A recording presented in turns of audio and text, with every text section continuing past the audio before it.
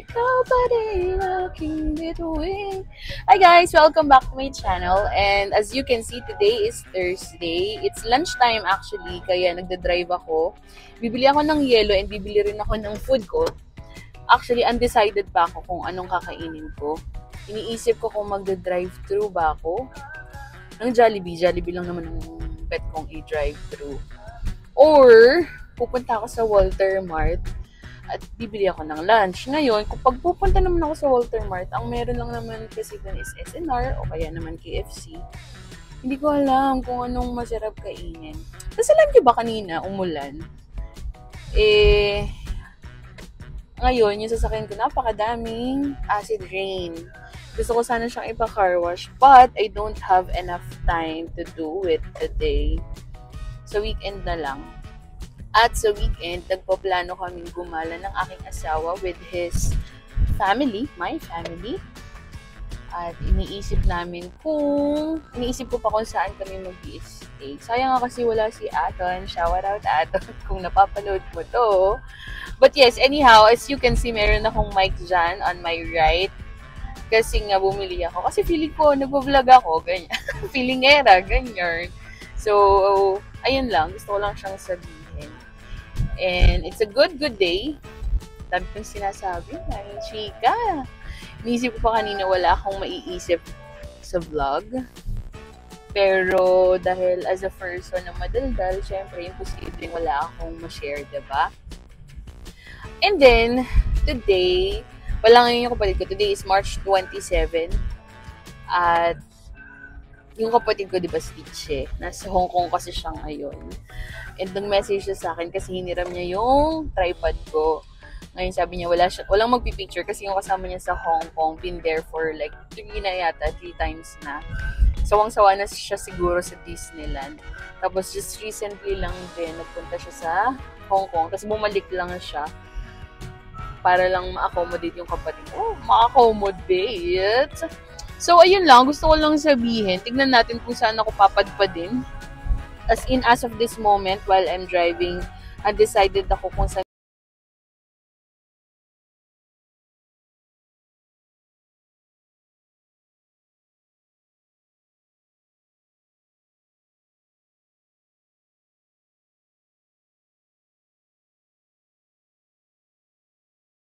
nila doon. Favorite namin yun ni Zay.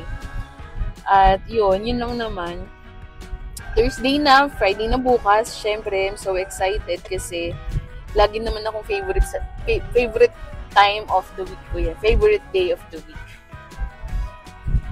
Friday. Happy Friday. Kasi kapag Friday, wala na masyadong gagawin. Tapos any part, wag lang leg part. Oo. Okay. So, yun na nga guys, dito ako natuloy sa Jollibee kasi walang tao dito. As in, ako na talaga. Yung parang hindi ako binigyan ng pagkakataon para makapag-isip kung anong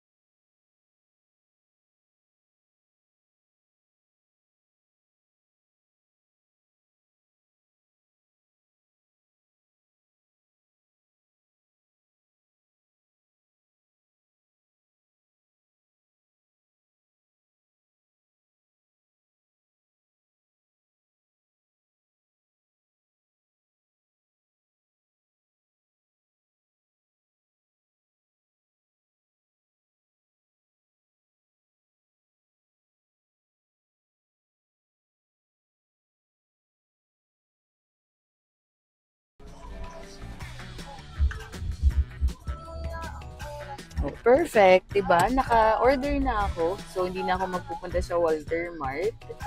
Wow, ang bilis. Ang bilis naman. Thank you. Ang bilis ah. Thank you. Pwede ako makain ng salt? Salt. Thank you.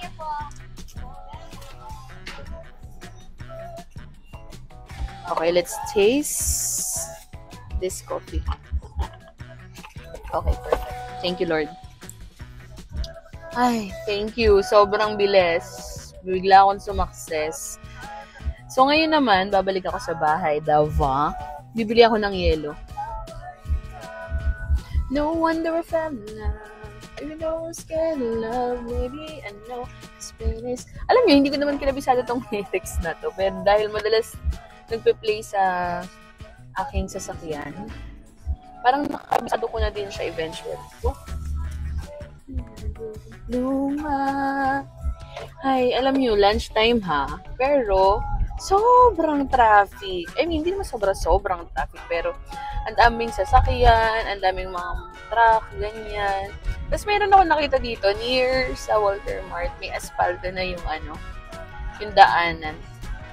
Kasi nga, sira-sira yung daan dito sa Bulacan eh. Wala naman ako sinisisi, no? Pero, grabe ang pangmalakasan ng mga daanan talaga dito. Kung taga Bulacan ka, gets mo yun.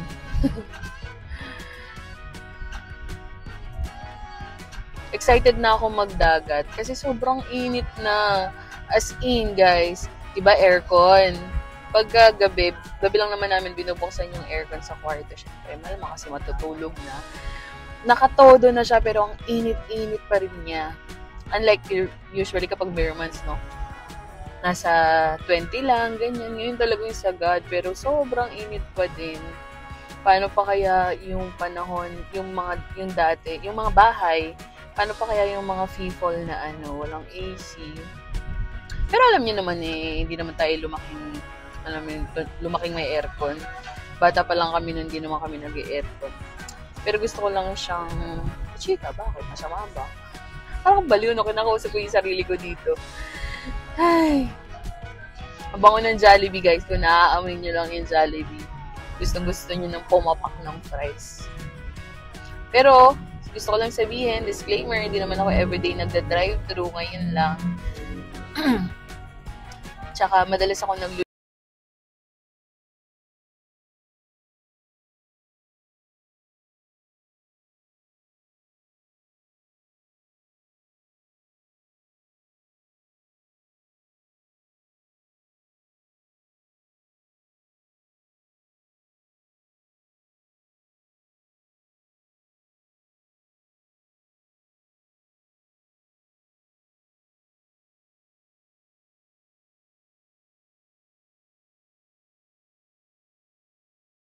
So, ako yung mag-iisip ko ano yung ulam, ganyan. Masaya naman ako na ginagawa ko yun. Tapos sila, kapag kumain sila, nasasarapan naman sila, no? May mga times na hindi perfect ang luto ko, pero nasasarapan na rin sila. But today, nung may asawa na ako, I just realized na napakahirap pala magkaroon ng, hindi ba sobrang hirap, pero medyo naman pala kapag nakapag-asawa ka ng medyo choosy sa pagkain. Choosy. Hindi ko naman sa pinapapangit ang ng asawa ko, pero grabe. Like, sa masarap na ang luto ko sa iba, pero siya, hindi pa rin siya nasasarapan. Pero ngayon, nung tinanong ko na siya, sabi niya nasasarapan na daw siya. Pangmalakas. Ayan, bibili naman ako ng yelo ngayon kasi ang init, napaka-init. Hindi naman ako talaga nagyayelo sa tubig. Pero dahil sobrang ang init na, ayun, napapayelo na ako, wala na akong choice. Kasi sobrang gusto ko ng malamig, ganyan. Imagine, hindi ako naka-aircon. Dati, pag electric pa lang habang nag-work, sobrang okay lang, fresh pa, ganyan. Pero ngayong summer, yung binubuga ng electric fan ko, as in sobrang init na. Kaya, iba na rin kasi ang situation ngayon. So, sa ozone layer natin is, talagang hindi na ganun kaganda, I heard.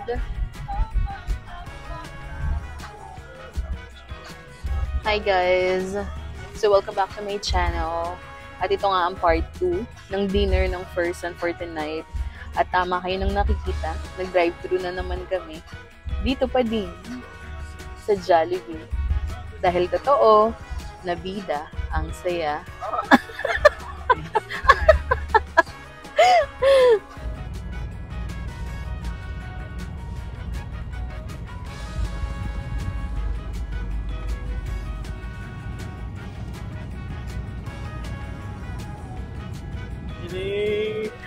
Hi guys! Welcome back to my channel!